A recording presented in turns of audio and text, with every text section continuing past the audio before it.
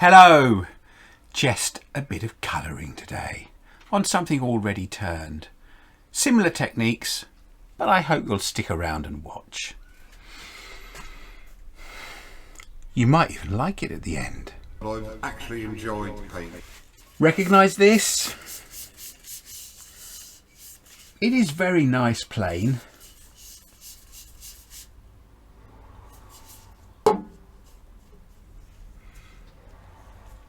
Let's get some colour on it though.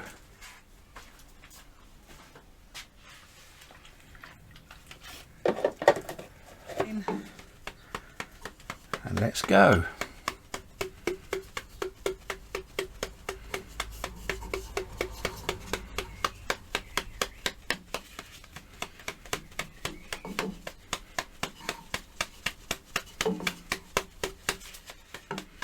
This is all about tricking the eye with the grain.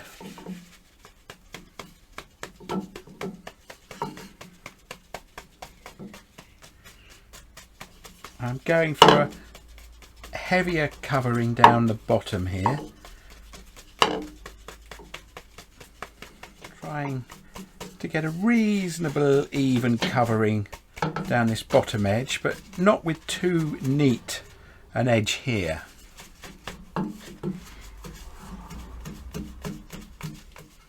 I'm going to be using a dark blue or purple next, and I'll use that over the foot as well to bring a little bit of variety in there. Variety is what I'm always looking for. The spice of life.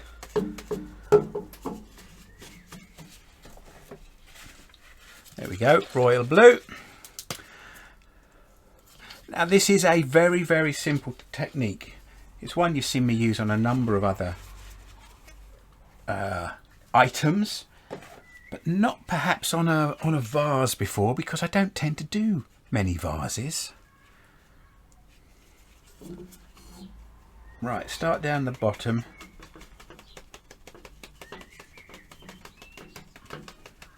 And just build this dark blue up in places.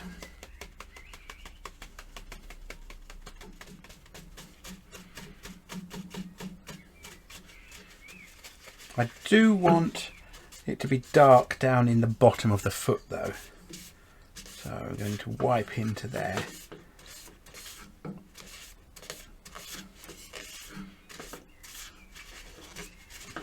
Just working that along some of the grain lines, just using them as a guide really for putting those vertical lines in.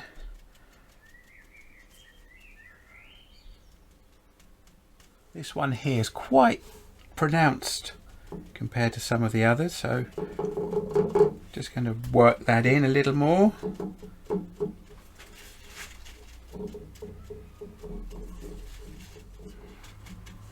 Get a bit more around here. It's about an inch deep, the dark brown there, but around this side it's not as much, so let's get in and do a bit there. Now we're on to my favourite of all the colours, the blue. So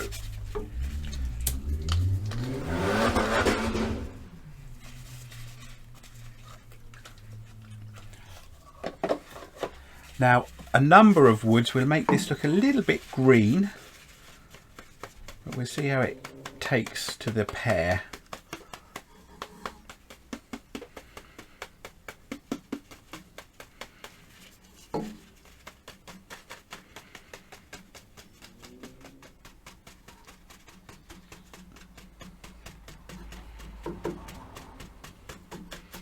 Filling in nicely.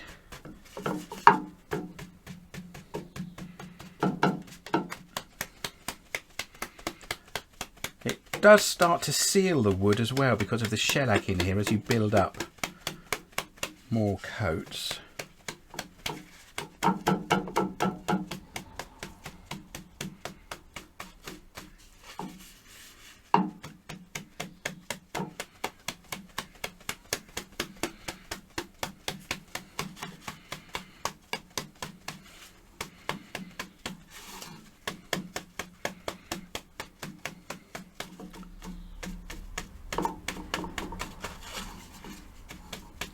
I think one side's looking a lot more interesting than the other. I think this side looks not quite so interesting as this side.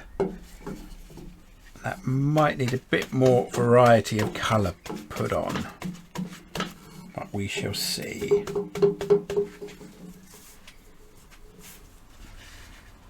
Okay, so I'm going to come back to royal blue now.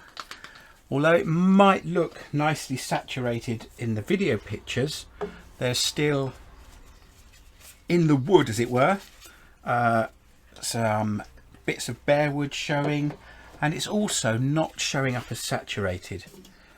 So I want to get that sorted out, put some more colour in, and then come back to the lighter blue. And there are some parts along here where it's just a little bit dull. So a bit more variety of colour.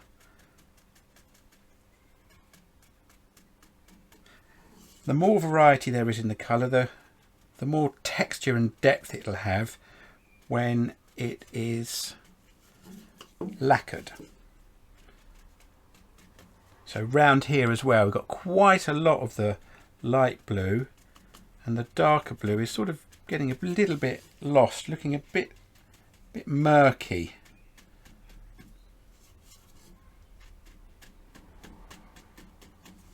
So where I'm putting it over the other layers of the darker blue, that sealing effect I was talking about is coming into play, and it is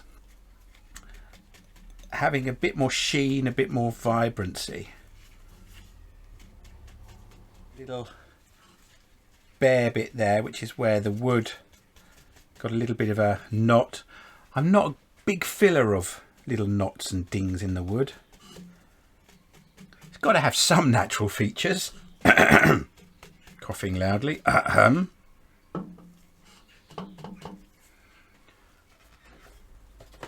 Back to the blue.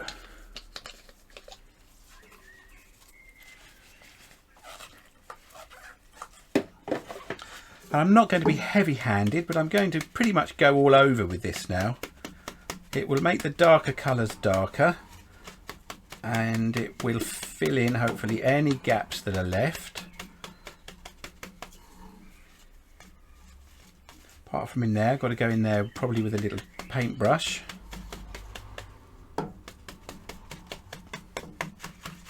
Tiny brush, just to get in there, get that coloured.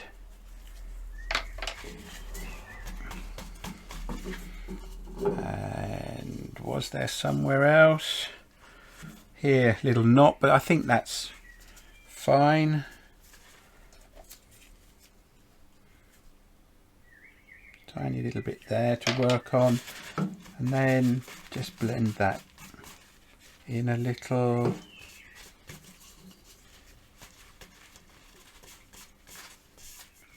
Get some more on the cloth just to fill that in, and hopefully you can see there it's taking a lighter colour, a brighter colour over the top. That will fade a little as it dries.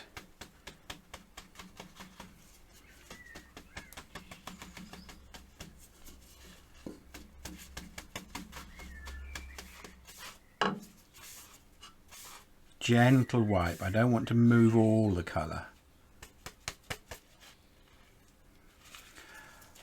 Now that will need a little bit of time to make sure it's dry.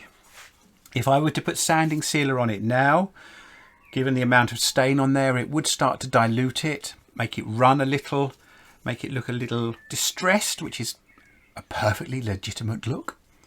Well, any look is legitimate. Don't be such a pompous fool, Stuart. But I don't want a distressed look on this one, a faded look. I want brightness. Humming and hawing about doing a little bit of white over the top. But I think it's going to stay like this for now, and probably for good.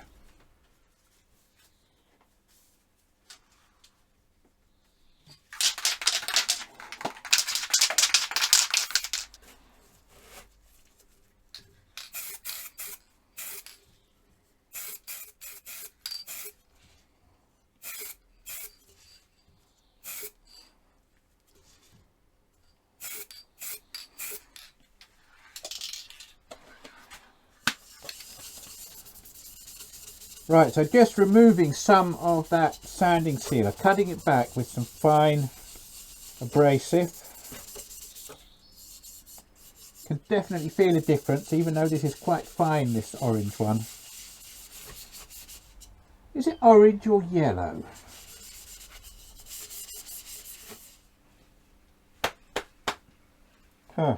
Tack cloth is a little bit dusty, but we'll give it a wipe.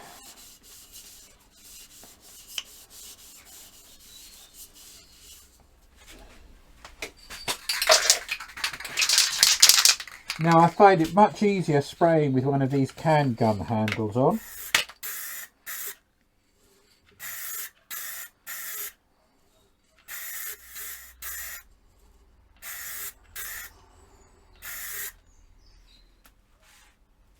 Right, coat number 1 is on. Give it 20 minutes. Right, ready for the second coat of lacquer.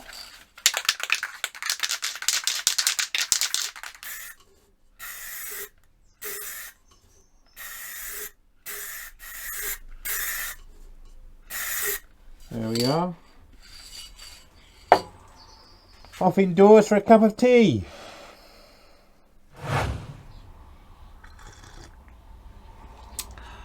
Tea tastes great from a Pat Carroll mug. Apparently he's not too fond of that picture. I quite like it. I'm wanting to build a very nice shine on here, and it's getting a very nice shine down the bottom because of the repeated spraying, it being narrower down there. It's ended up with more lacquer on it. I'm not sure if 3 coats is going to do it for me. So I'm going to cut this one back a little bit before I put the next one on. And that's going to be done again with the yellow or orange web racks thingamy-doodle pad scourer. In fact, I have got one of the green ones in the kitchen for the saucepans.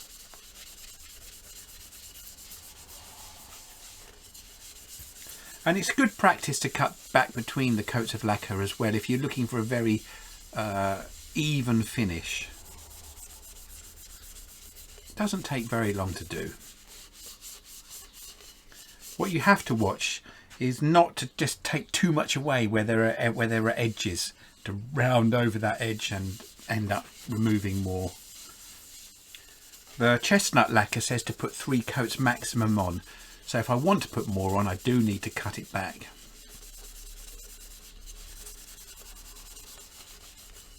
It may not matter quite so much for smaller objects like this as if you were doing some large tabletop, I'm not sure.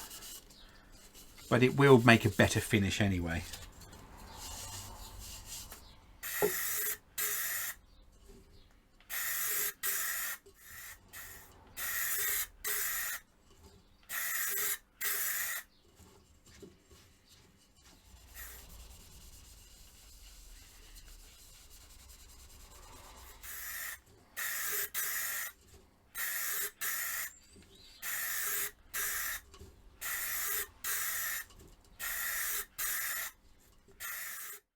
So it's had several coats of lacquer now, cut back between each coat, and it's got a nice sheen on it, a nice shine. You can see the lights and window reflection catching it.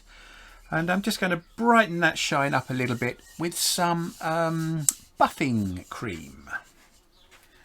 In order to do that, I'm going to need to put it back on the lathe. So out comes my trusty jam chuck again.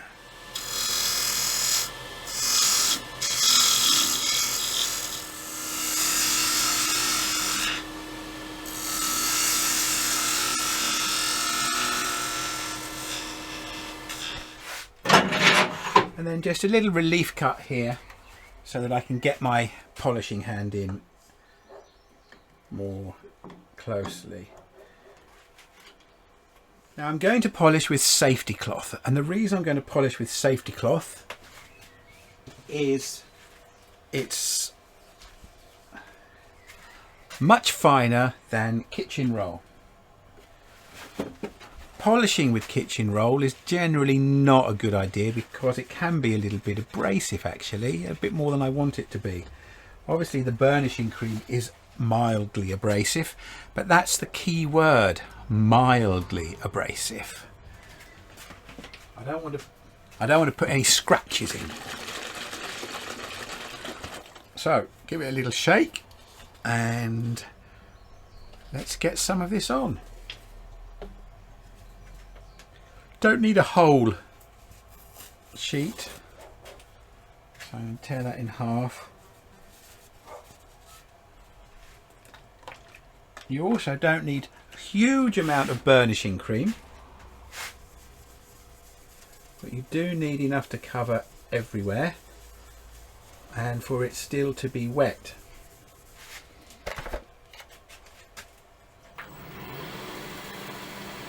And then it's just a case working that cream off with a piece of the cloth.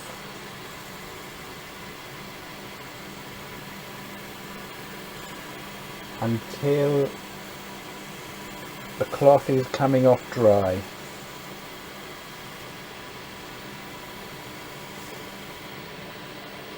I'm going to put the speed up a little bit. It's running at 1000 RPM now.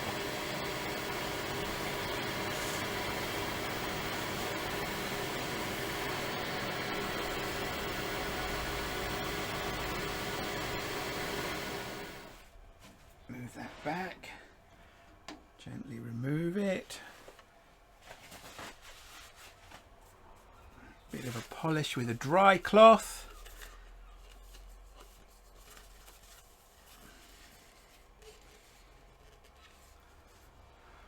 Very, very nice shine to it now. And here's my favourite side. I don't want to scratch it with coarse fingers. Favourite side I think is definitely this side. The lovely lines, dark lines, lines of almost green, blue, dark blue, and the black that we put on first. I've really enjoyed doing this project, and I hope you've enjoyed watching it. Hope the still images are giving you a good idea of what it looks like. And until next time, when it might be another bit of natural turning. Until next time, thanks for watching.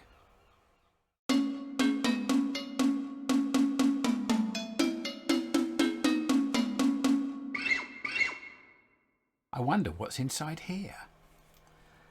That might make a fun next project. Before all the cracks get it.